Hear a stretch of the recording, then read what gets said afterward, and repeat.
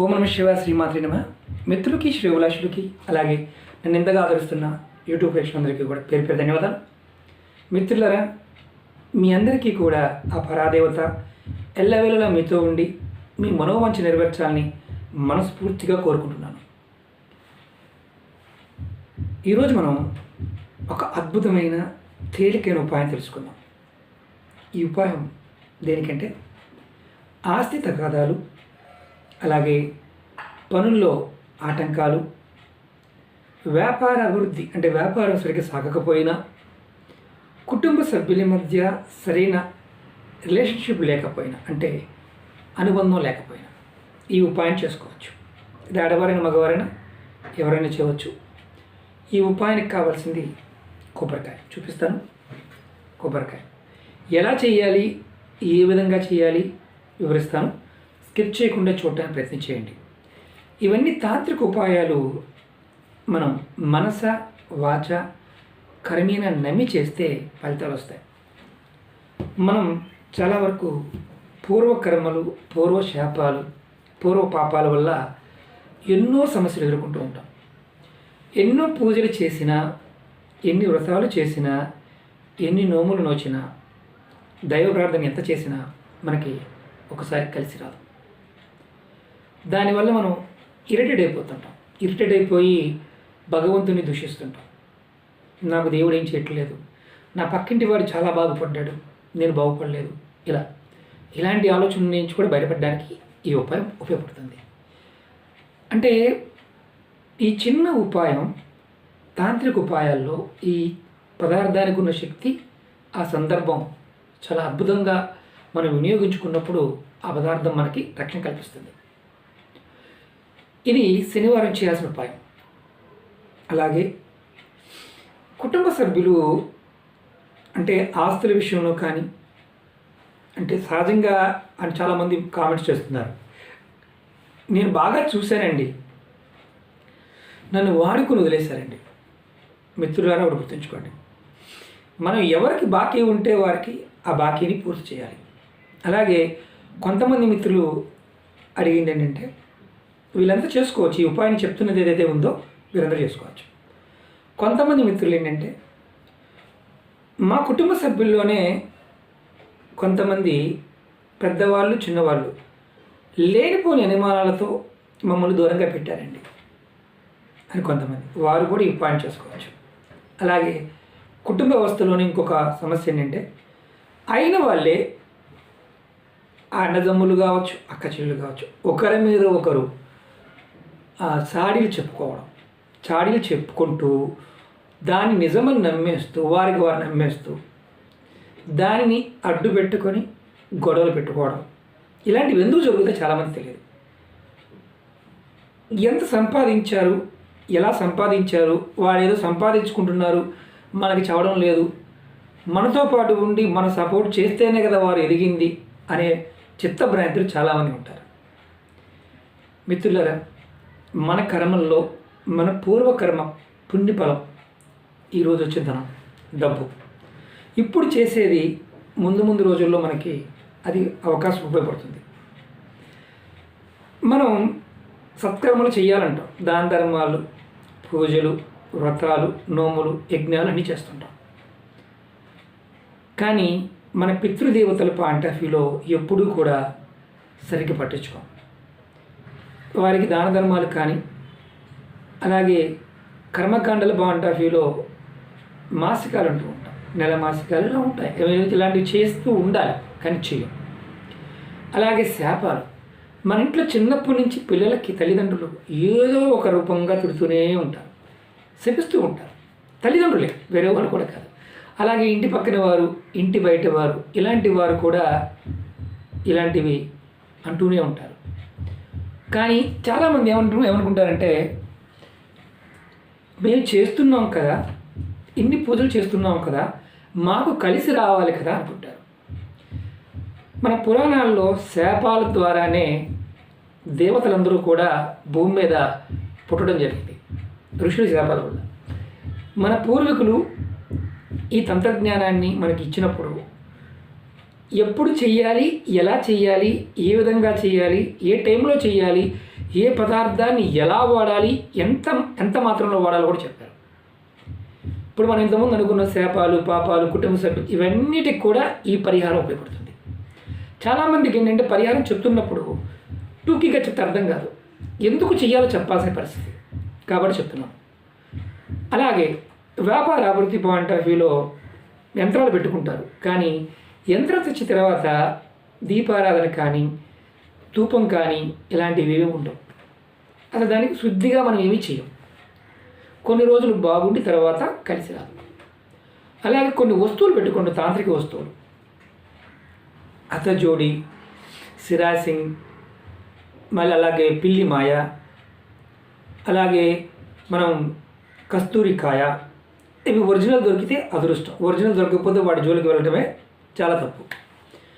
కానీ వాటిని కూడా కరెక్ట్గా మనం తాంత్రిక వస్తువులని కరెక్ట్గా ఆరాధించాలి వ్యాపార అభివృద్ధి బాండ్లు చేస్తున్నప్పుడు. చేయకపోతే లాభం కంటే ఎక్కువ నష్టం ఉంటుంది. ఇది చాలామంది మిత్రులు గమనించరు. సాధన చేస్తే ఒక మంత్రాన్ని ఇచ్చిన, ఒక మంత్రమైన సాధన చేసినప్పుడు ఫలితం ఉంటుంది. అలా చేసిన ఫలితాలు లేనివారు ఈ ఉపాయాన్ని చేయవచ్చు. అందుకే నేను ఇంత ఎక్స్ప్లెయిన్ చేస్తున్నాను. అలాగే ఈ ఉపాయానికి కొబ్బరికాయని వాడుకోవాలి. కొబ్బరికాయతో పాటు కొన్ని పదార్థాలను నేను కూడా చెప్తాను.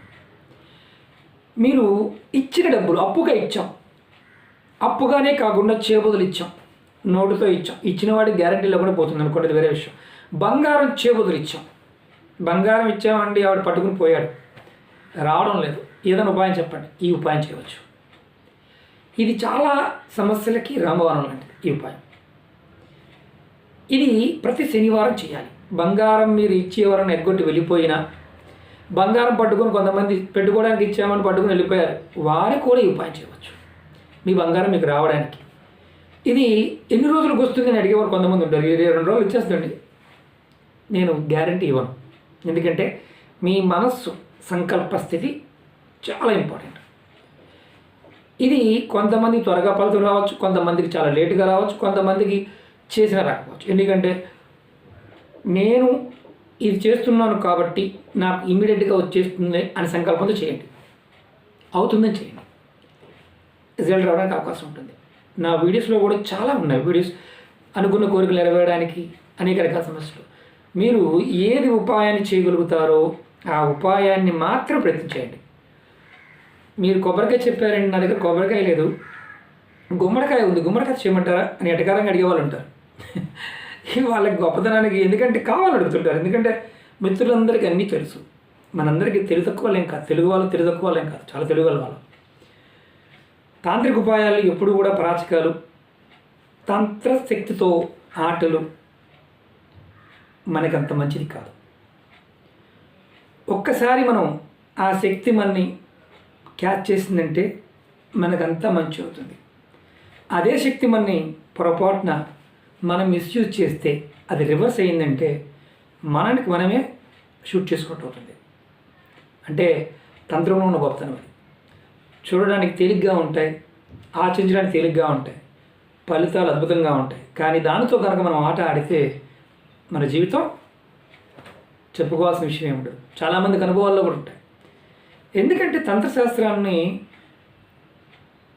కలికాలంలో చాలా వరకు రకరకాల విధానాలు, అంటే తంత్రం అనగానే భయపడుతుంటారు కొంతమంది. కారణం ఏంటంటే ఈ బ్లాక్ మ్యాజిక్ అనుకునే వాళ్ళు కొంతమంది ఉంటారు. బ్లాక్ మ్యాజిక్ అనేది వేరుగా ఉంటుంది. ఈ విద్యలో రకరకాల సమస్యలకి రకరకాల పదార్థాలతో రకరకాల టైంలో చేస్తారే అది తంత్రం. యజ్ఞం అనేది తంత్రం. యజ్ఞ యాగాదులు తంత్రం కిందే వస్తాయి. అందుట్లో వాడే పదార్థాలు తంత్రం కిందే వస్తాయి.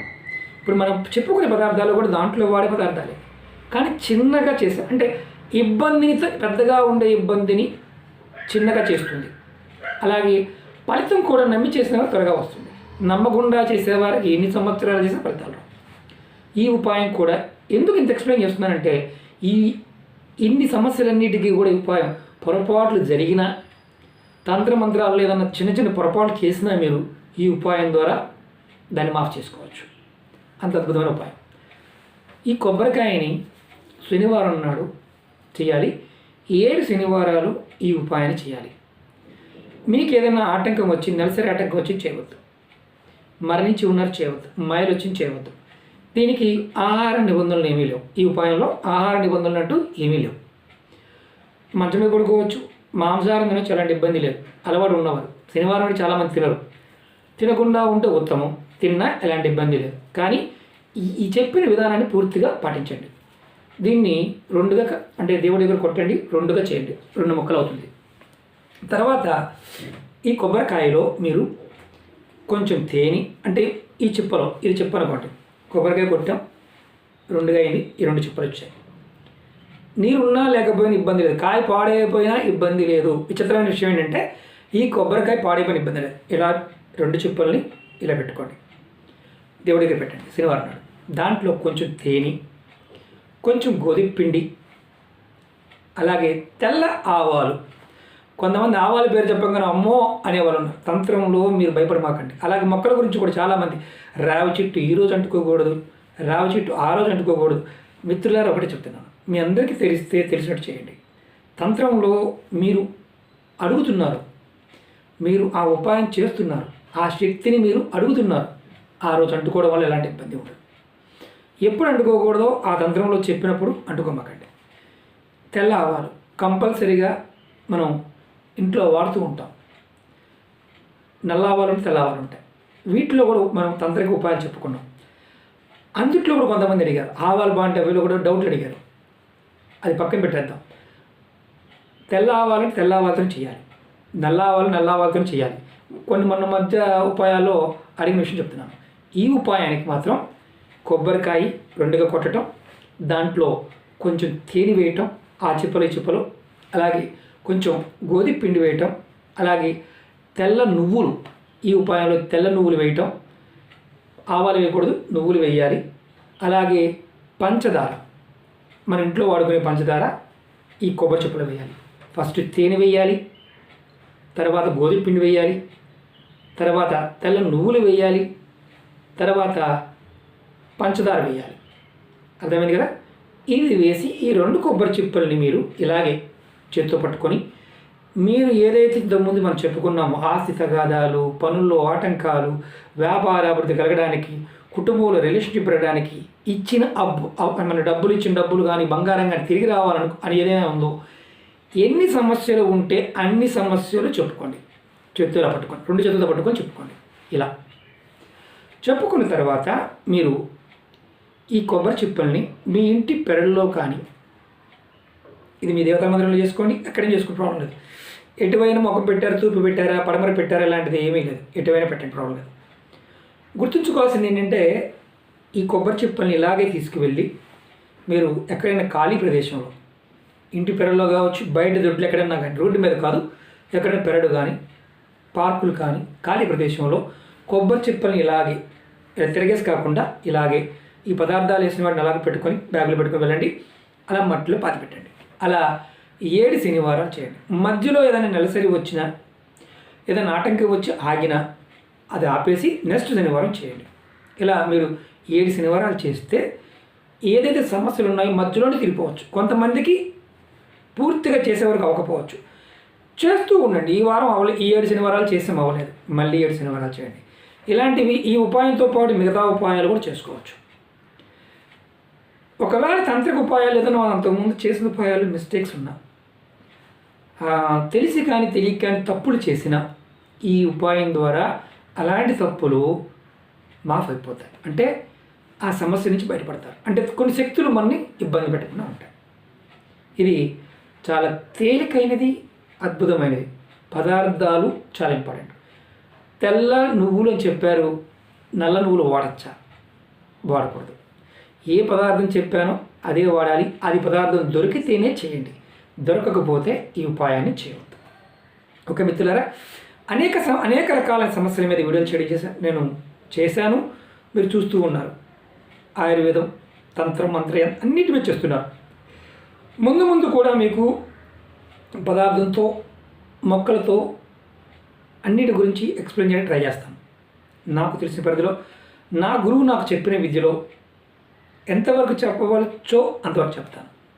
యంత్రాల గురించి చాలామంది అడిగారు, వశీకరణ గురించి కూడా చాలామంది మిత్రులు కామెంట్స్ చేశారు. మిస్యూజ్ అవుతుంది కదా అని. మిత్రులారా, నేను మిస్యూజ్ అయ్యే ఏ వశీకరణాన్ని చెప్పను. బాగా గుర్తుంచుకోండి. అది కుటుంబ సభ్యులకి, భార్యాభర్తలకి, అలాగే ప్రేమికులకి వారు నిజంగా జెన్యూన్గా ఉన్నప్పుడు మాత్రమే అవి పనిచేస్తాయి. నేను వీడియోలో కూడా చెప్తుంటాను, అందుకే వీడియో పూర్తిగా చూడమని చెప్తుంటాను. ఎవరైనా మిస్యూజ్ చేస్తే ఆ పరాదేవత వాళ్ళకి సరైన గుణపాఠం మాత్రం ఖచ్చితంగా చెప్తుంది. ఎందుకంటే ఆ ఆజ్ఞ లేనిదే ఏది కూడా జరగదు. నేను బలంగా నమ్ముతాను. మీ అందరికీ కూడా ఈ కష్టకాలంలో మీ కులదైవాన్ని, మీ ఇష్టదైవాన్ని ప్రతిరోజు తలుచుకోవడం ప్రయత్నించేయండి. ఖచ్చితంగా సమస్యల నుంచి బయటపడతారు. మన సనాతన ధర్మం మనకి ఇచ్చే వరం. మన ఋషులు మనకు చాలా ఇచ్చారు. మనం ఒక్కొక్కటి తెలుసుకుందాం. వీలైనంత వరకు ఆచరించడానికి ప్రయత్నించేద్దాం. ఓకే మిత్రులారా, ఓం నమః శివాయ, శ్రీమాత్రే నమః. మీకు ఈ వీడియో నచ్చినట్టు లైక్ చేయండి, నా ఛానల్ సబ్స్క్రైబ్ చేసుకోండి, గంట సమయం యాక్టివేట్ చేసుకోండి, 10 మంది మిత్రులు షేర్ చేయండి. ఓం నమః శివాయ, శ్రీమాత్రే నమః.